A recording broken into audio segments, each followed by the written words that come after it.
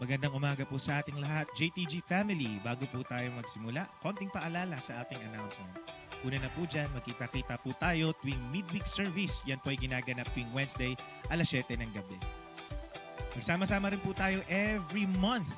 Tayo yung may Fuel Night Friday po natin yung ginaganap 7 p.m. dito po sa ating JTG GMA Hall.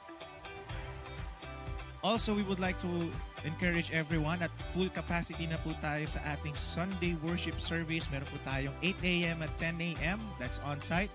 At nagsusupport tayo online 10 a.m. to 11:30 a.m. at jtg.gma.ph. And finally, we encourage everyone, sumali na kayo sa ating mga small groups. May 3 pamamaraan kung paano po tayo sasali. Meron po tayong Bible study group, discipleship group, at connect group. According to your age, we have youth, young adults, and men's and women's connect group. Simulan na po natin ang ating morning devotion. Muli, magandang umaga po sa lahat.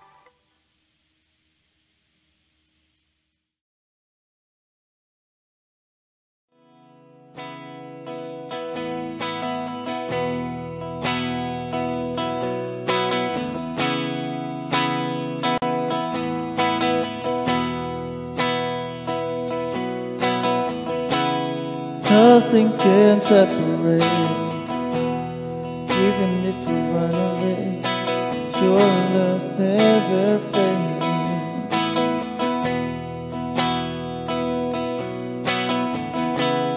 Though I still make mistakes, but you have your mercy for me every day. Your love never fades.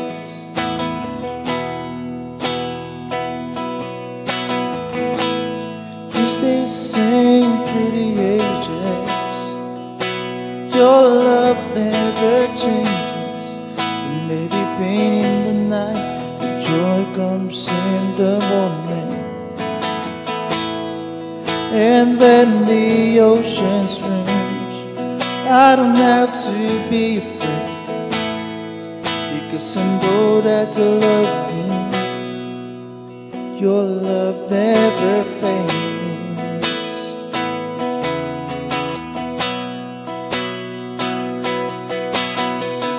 Feeling strong and the far asleep, I'm not alone, faith is open sea. Your love never fades.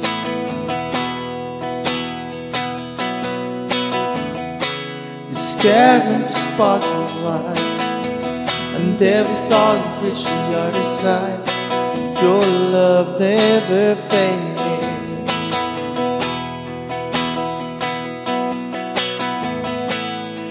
Stay the same through the ages. Your love never changes. Maybe pain in the night, but joy comes in the morning. And when the oceans rage, I don't have to be afraid, because I know that you love me. Your love never fades.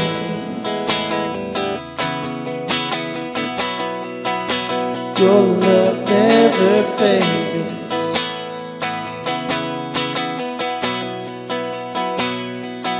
You did all things work together for my good.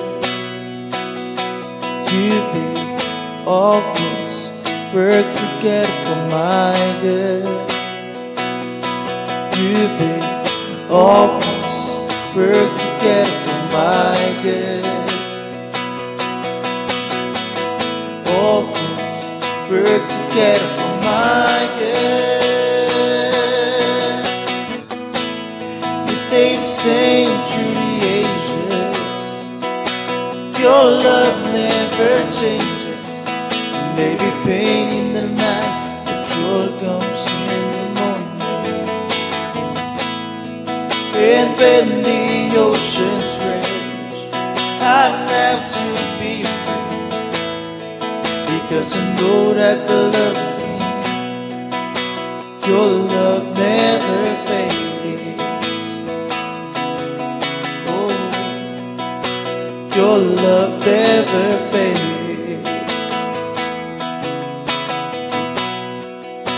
Your love never fades.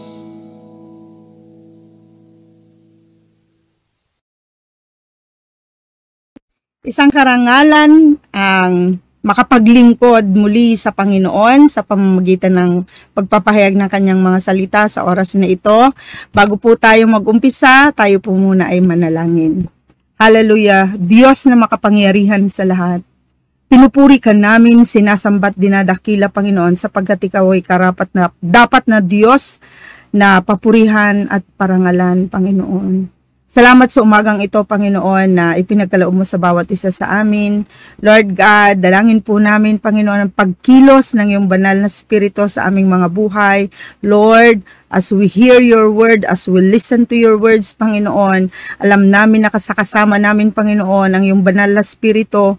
At hayaan mong igawad mo sa bawat isa sa amin, Panginoon, ang holy wisdom, knowledge, and understanding, Panginoon, upang ang lahat ng mga salitang aming pag-aaralan, Panginoon, tunay o Diyos na tumimo sa aming mga puso, Panginoon.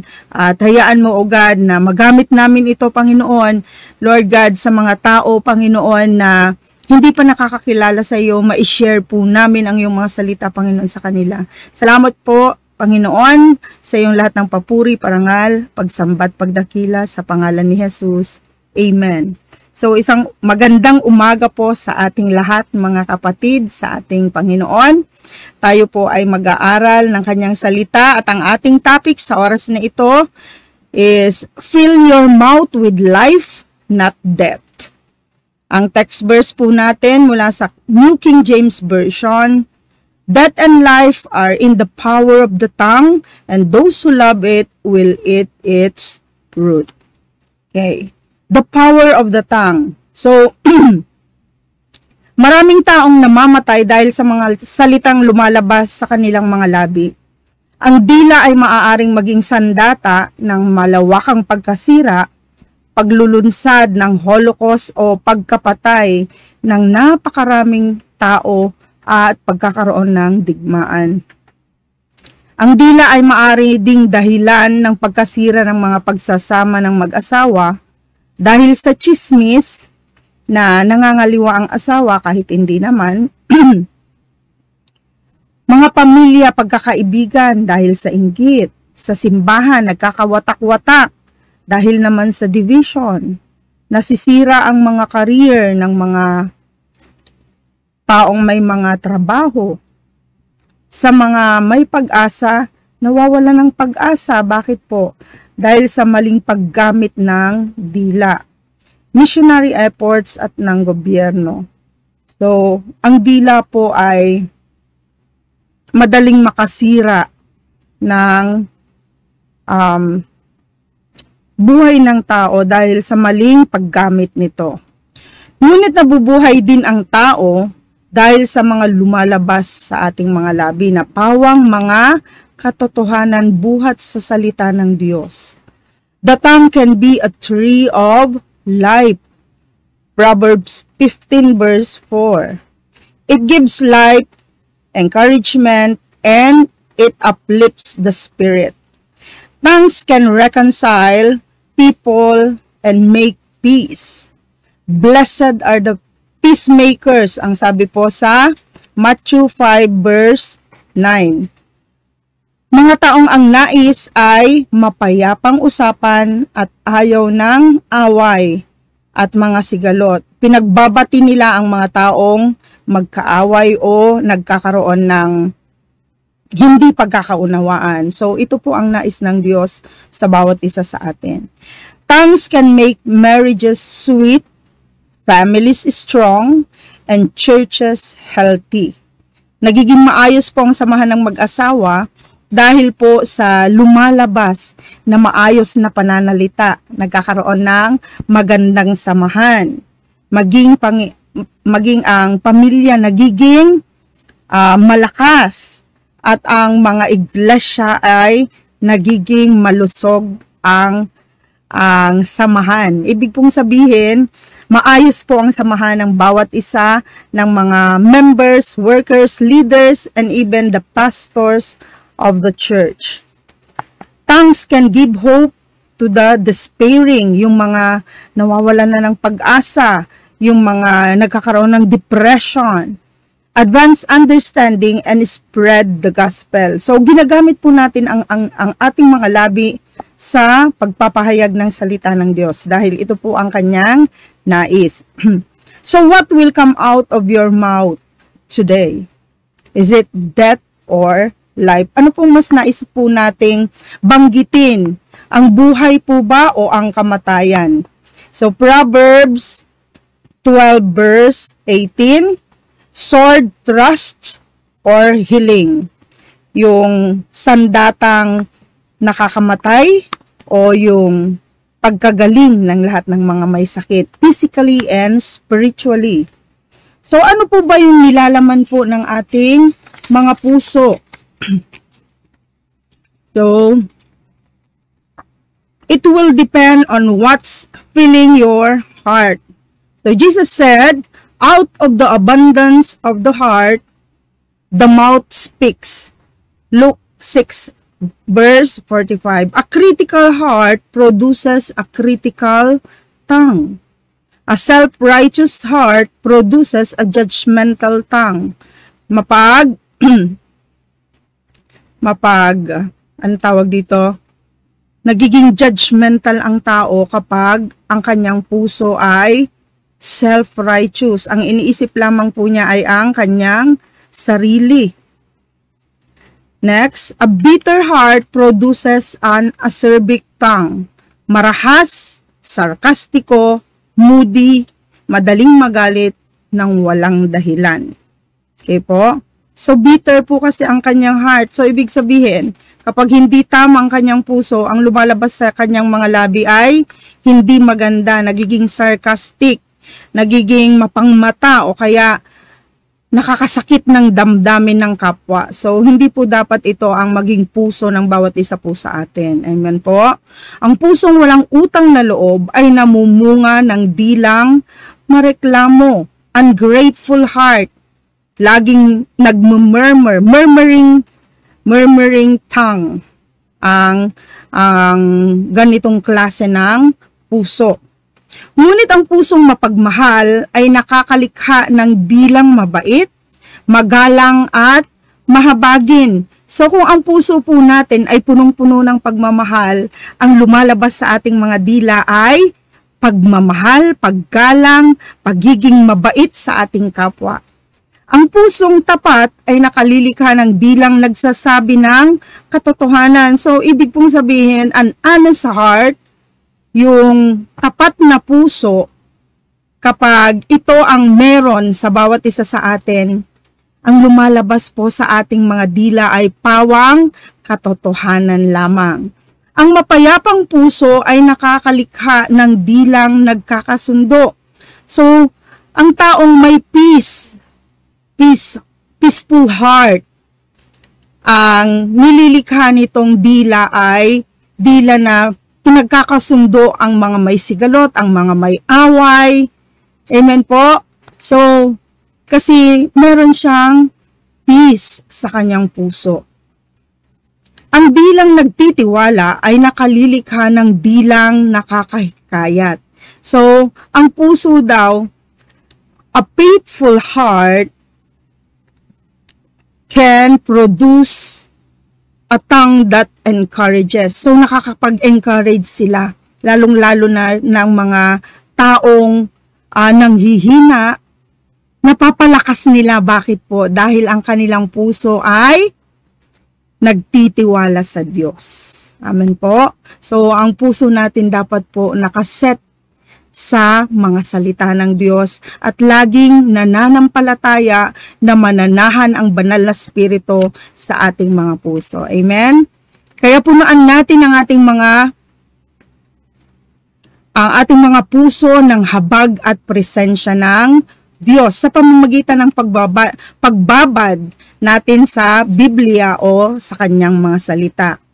So magpakababad o magpakapuspos sa salita ng Diyos. Sa Matthew chapter 5, Romans chapter 12, 1 Corinthians chapter 13, o Philippians chapter 2. At maging maingat daw po tayo sa pagbabanggit ng salita ng kamatayan mula sa ating mga nababasa, mula sa dyaryo, nakikita o napapanood sa TV, napapakinggan mula sa mga radyo at sa mga vlogs, no? Na napapanood po natin. Instead, magdeklara po tayo ng buhay, lalong-lalo na sa mga taong nanghihina, nakakaranas ng mga depression, nakakaranas ng sakit, ng karamdaman. Ang idideklara po ng ating labi ay kagalingan buhat sa Diyos. Po, manalangin daw po tayo ng taimtim sa Panginoon. Psalms 141 verse 3, Set a guard, O Lord, over my mouth, keep watch over the door of my lips. Ang Diyos po ang magbibigay ng proteksyon sa ating mga labi at siya rin po ang magbibigay ng mga salita na makakapag-encourage lalong-lalo na sa mga taong nanghihina. Gagamitin po tayo ng Diyos kapag ang puso natin po ay nakasentro sa ating Panginoon. Ang mundo ay punong-puno ng salita ng kamatayan. Ang mga chismis na walang katotohanan ay pwedeng makasira ng pamilya, makasira ng reputasyon ng isang tao, at maaaring makasakit ng kalooban ng isang tao na maaaring mauwi sa pagpapakamatay. So marami po yung mga ang alam nila ng buhay nila wala ng kabuluhan, kaya ang iniisip na lamang po nila ay magpakamatay, gusto na po nilang mawala sa mundo, ngunit hindi po nila nalalaman na merong Diyos na mas malaki sa kanilang problema at tayo po ang gagamitin ng Diyos upang sila ay makakilala at maligtas, tanggapin si Jesus bilang kanilang Diyos at sariling tagapagligtas. Amen po. The whole world lies in the power of the evil one. Sino po yun? Si Satan po. 1 John 5 verse 19. Who was a murderer, mamamatay tao, physical man o spiritual, mula pa sa umpisa. And the father of lies, siya po yung ama ng kasinungalingan, punong-puno ng deception. Okay po, John 8 verse 44. Let us not join him in his restless evil. James 3 verse 8. Huwag magpadaig sa mga panlilinlang ng kaaway. Tandaan po natin, we have big God that can protect us and who will fight for us. So, for we are from God, 1 John 5:19, and we believe in His Son, Jesus, the Word. John 1 verse 1. Ang salitang makapangyarihan, ang katotohanan at ang buhay. Dapat alam po natin yon na ang Diyos ang katotohanan. Amen po. At siya rin po ang nagbibigay ng buhay sa bawat isa sa atin. John chapter 14 verse 6.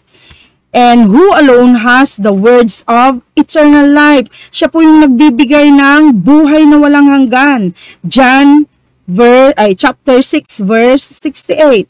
Let us join him in speaking the truth and declaring life. Ang mga salitang sinasabi mo ay depende kung ano talaga ang nasa loob ng puso mo.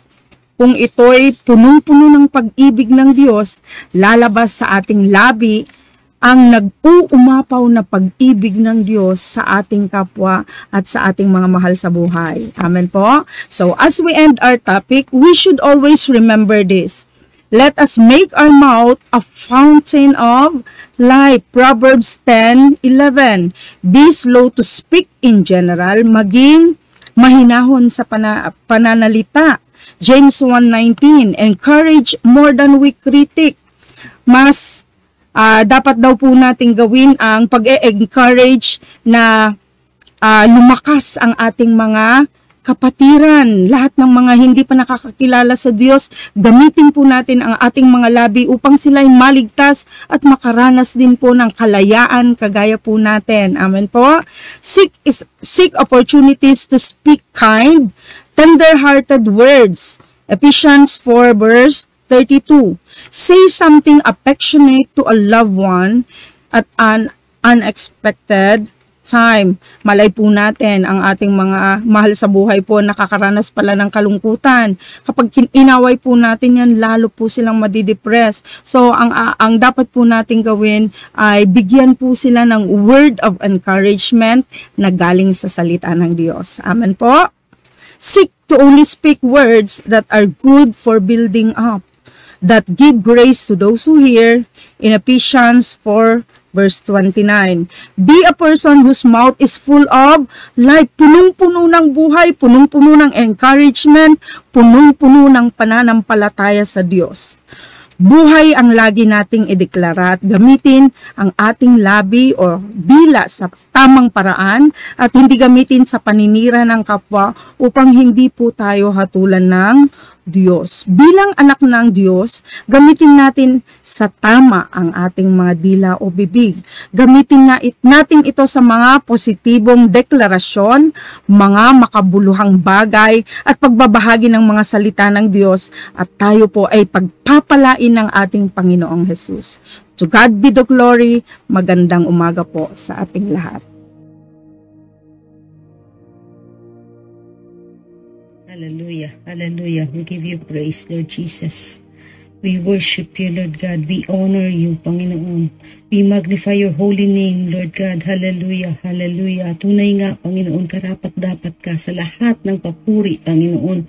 Lahat ng pagsamba, Panginoon, at pagdakila sa aming mga buhay, Lord God.